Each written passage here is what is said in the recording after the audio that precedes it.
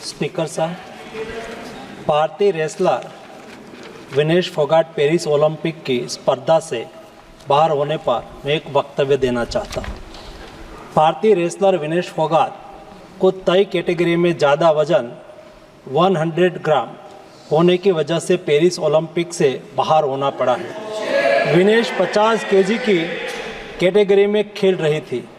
स्पर्धा के लिए विनेश का वजन 50 किलोग्राम होना अनिवार्य था। UWW के नियमों और विनियमों के अनुसार सभी प्रतियोगिताओं के लिए संबंधित श्रेणी के लिए प्रत्येक सुबह वजन माप का आयोजन किया जाता है। अनुच्छेद 11 के अनुसार यदि कोई एथलीट वजन माप प्रथम अथवा द्वितीय में भाग नहीं लेता है अथवा असफल हो जाता है तो उसे प्रतियोगिता से बाहर कर दिया जाता है और बिना किसी रैंक के अंतिम स्थान पर रखा जाता है।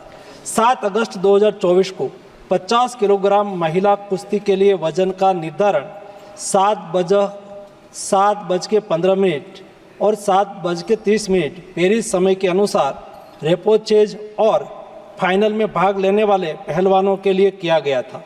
विनेश का वजन 50 किलो 100 ग्राम पाया गया, इसलिए वे स्पर्धा के लिए अयोग्य घोषित की गई। इस मामले को लेकर भारतीय ओलंपिक संघ ने अंतर्राष्ट्रीय कुश्ती संघ से कड़ा विरोध भी दर्ज किया है। नेशनल भारतीय ओलंपिक संघ की अध्यक्षा PT उषा भी अभी पेरिस में है।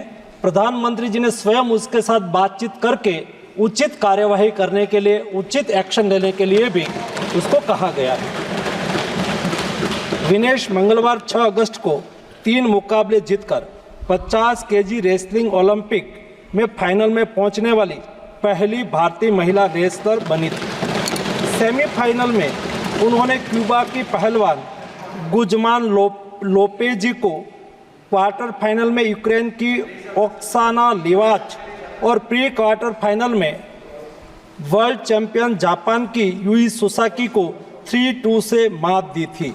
उन्हें बुधवार 7 अगस्त की रात करीब 10 बजे गोल्ड मेडल के अमेरिकी रेसलर सारा एन हिल्डरब्रांड से मुकाबला करना था।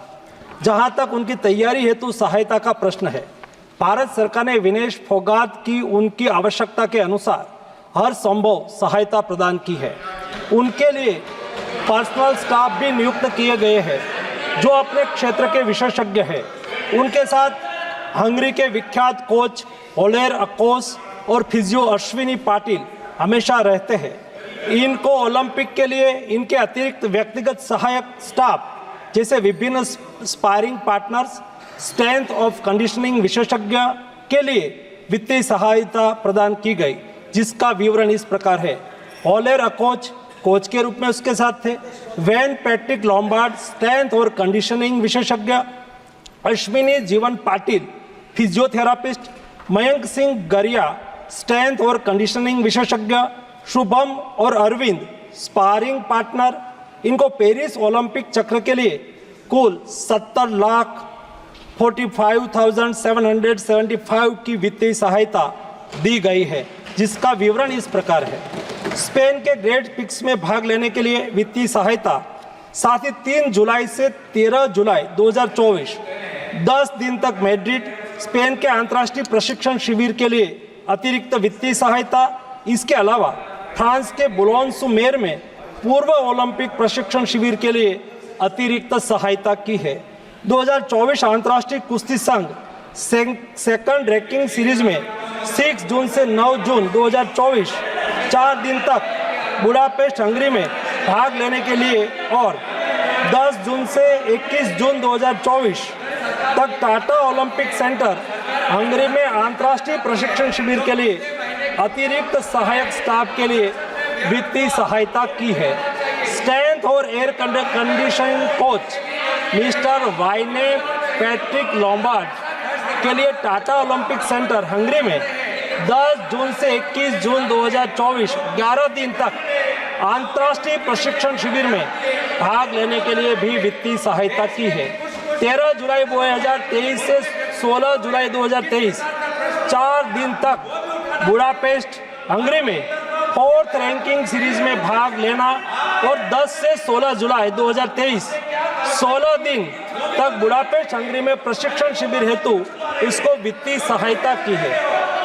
वेलमेकेन बुल्गारिया में 10/11/2022 से 3/12/2022 तक प्रशिक्षण के लिए वित्तीय सहायता दी है। उनके रिहाई प्रक्रिया के लिए आवश्यक उपकरण खरीदने के लिए भी वित्तीय सहायता की गई है।